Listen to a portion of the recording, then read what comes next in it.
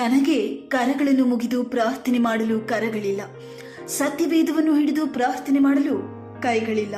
ನನಗೆ ನಡೆದಾಡಿಕೊಂಡು ಸುವಾರ್ತೆ ಸಾರಲು ಕಾಲುಗಳಿಲ್ಲ, ಮೊಣಕಾಲೂರಿ ಪ್ರಾರ್ಥನೆ ಮಾಡಲು ಮೊಣಕಾಲುಗಳಿಲ್ಲ. ಆದರೆ ದೇವರು ನನ್ನನ್ನು ಬಹಳ ವಿಶೇಷವಾದ ರೀತಿಯಲ್ಲಿ ಉಪಯೋಗ ಮಾಡಿಕೊಳ್ಳುತ್ತಾ ಇದ್ದಾನೆ. ಇದು ಕೈಕಾಲುಗಳಿಲ್ಲದ ಕಿಂಗ್ ನಿಕೋಲಸ್ ಜೇಮ್ಸ್ ಉಜಿಸಿಕ್ ಅವರ ಮಾತುಗಳು.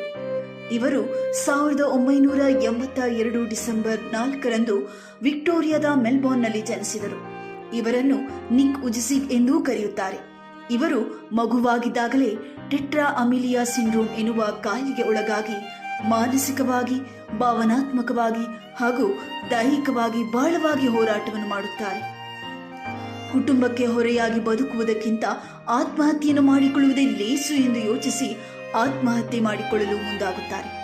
ಆದರೆ ಅದು ವಿಫಲವಾದಾಗ ಸವಾಲುಗಳನ್ನು ಎದುರಿಸಲು ಸಿದ್ಧಗೊಳ್ಳುತ್ತಾರೆ. ಅಡೆತಡೆಗಳನ್ನು ಅವಕಾಶಗಳನ್ನಾಗಿ ಪರಿವರ್ತನೆ ಮಾಡುತ್ತಾರೆ. ತನ್ನ ದೇಹದ ಪರಿಸ್ಥಿತಿಯನ್ನು ಕಂಡು ಬೇಸರಗೊಳ್ಳುತ್ತಿದ್ದವರು ತನ್ನ ದೇಹವನ್ನೇ ಸಾಕ್ಷಿಯಾಗಿ ಪರಿವರ್ತನೆ ಮಾಡುತ್ತಾರೆ. ಗುರಿ ಮುಟ್ಟಲು ಸಾಧ್ಯವೇ ಇಲ್ಲ ಎಂದುಕೊಂಡಿದ್ದವರು ಎಲ್ಲರಿಗಿಂತ ವಿಶೇಷವಾಗಿ ಹಾಗೂ ಬಹು ಬೇಗನೆ ಗುರಿ ಮುಟ್ಟಿ ತೋರಿಸುತ್ತಾರೆ.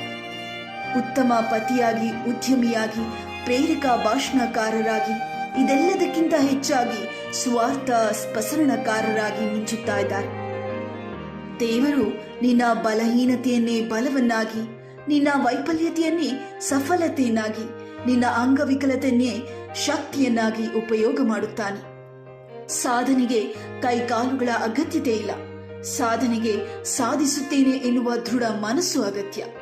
ಅಂಗವೈಕಲ್ಯತೆ ಸಾಧನೆಗೆ ಅಡ್ಡಿ ಉಂಟು ಮಾಡುವುದಿಲ್ಲ, ಬದಲಾಗಿ ಆತ್ಮವಿಶ್ವಾಸ ಸಾಧನೆಗೆ ಅಡ್ಡಿ ಉಂಟು ಮಾಡುತ್ತದೆ.